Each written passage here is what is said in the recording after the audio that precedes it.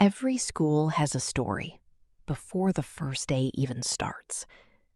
At Aegis Academy, that story arrived in a black SUV, right on time, right on schedule, because everything about the Ashford family ran that way.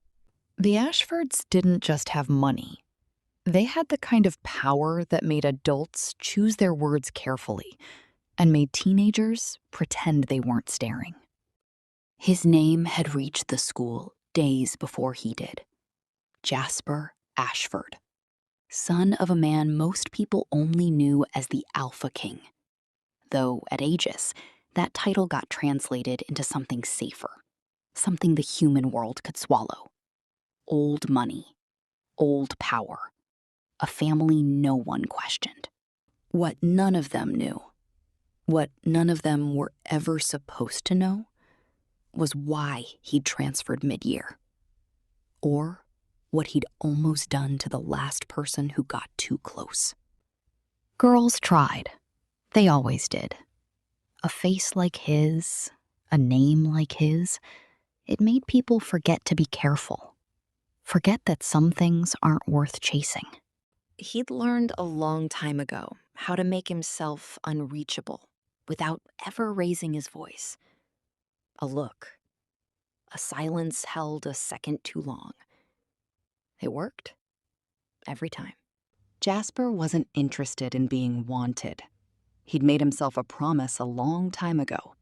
No closeness, no mistakes, no repeats of what happened before.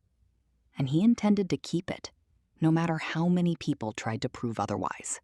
By lunch, half the school already had an opinion about him. Cold, untouchable, probably arrogant. None of them were entirely wrong. None of them were entirely right either.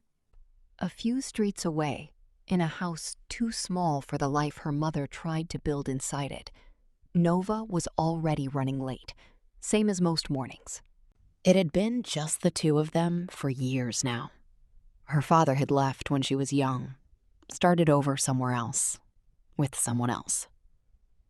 Nova didn't spend much time thinking about him.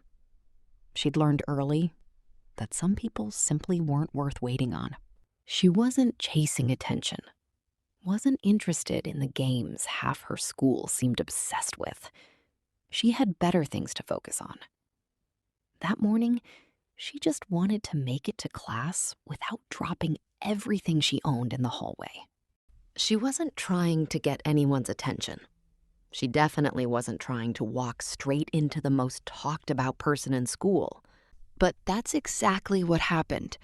A wrong turn, a rushed step, and suddenly her books were scattered across the floor of a hallway Jasper hadn't even meant to be in. Something old and buried in him reacted before he could stop it. Faster than it should have, sharper than it should have. It lasted less than a second. He made sure of that. He crouched, picked up the book closest to his foot, and held it out without a word. No smile, no introduction. Just enough. Nova felt it too, whatever that was. A flicker, gone as fast as it came. She took the book, muttered a quick thanks, and was already checking the time before she'd fully turned away. By the time she reached her class, she'd already forgotten his face. Almost. Across the courtyard at lunch, Jasper sat with the only two people at Aegis who actually knew him, Xavier and Theo. Rich, polished, just as guarded in their own ways. The three of them had grown up together, though no one at that school knew how long or how much they actually protected. A few tables over, Nova's friends were talking about him again, like every other table in that school seemed to be, one way or another. One of them swore she didn't care how cold he was. She'd still take her shot if she ever got one. Another turned to Nova, asking if that didn't make her even a little curious. Nova wasn't. She shrugged, reached for her fries, and let the conversation drift on without her. Whatever the rest of the school wanted from Jasper Ashford, she genuinely wasn't interested in competing for it. Back at his table, Theo caught something in Jasper's face, a flicker he knew better than to ignore. He asked if he was good. Jasper waved it off. "Just a long day," he said. "Nothing more." Everyone at Aegis knew exactly who he was. The name, the money, the weight it carried.